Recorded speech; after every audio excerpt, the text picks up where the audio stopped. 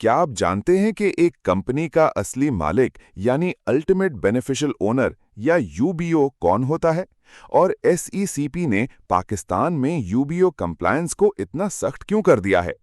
आज हम आपके लिए इस अहम सेशन का मुकम्मल खुलासा लेकर आए हैं।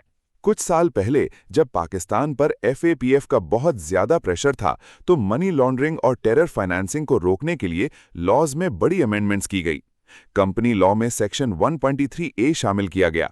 इसका मकसद ये था कि उन लोगों को पकड़ा जाए जो कई मुल्कों में कंपनीज की चेन बनाकर पीछे छुपकर इल्लीगल फाइनेंसिंग करते हैं। इस कानून से मुल्क को बहुत फायदा हुआ और असल मुजरिमों तक पहुंचना आसान हो गया। यूबीओ का बुनियादी उसूल ये है कि असली मालिक हमेशा एक नेचुरल पर्सन यानी एक इंसान होना चाहिए, कोई कंपनी नहीं। अगर एक कंपनी को दूसरी कंपनी चला रही है तो आपको बैक एंड तक जाना होगा जब तक कि असल इंसान का पता न चल जाए।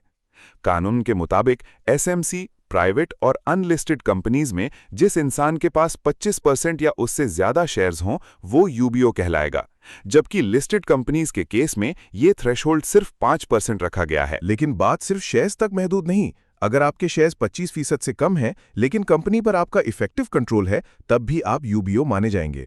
ये कंट्रोल कैसे हो सकता है? वोटिंग राइट्स के जरिए, फैमिली मेंबर्स या क्लोज रिलेटिव्स के शेयर्स मिलाकर, या जॉइंट एग्रीमेंट्स के जरिए।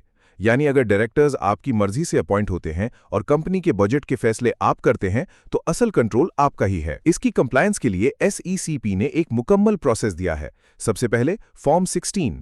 कंपनी अपने तमाम मेंबर्स को एक लेटर भेजती है और पूछती है कि आपके शेयर्स की डिटेल्स क्या हैं। फिर फॉर्म 17।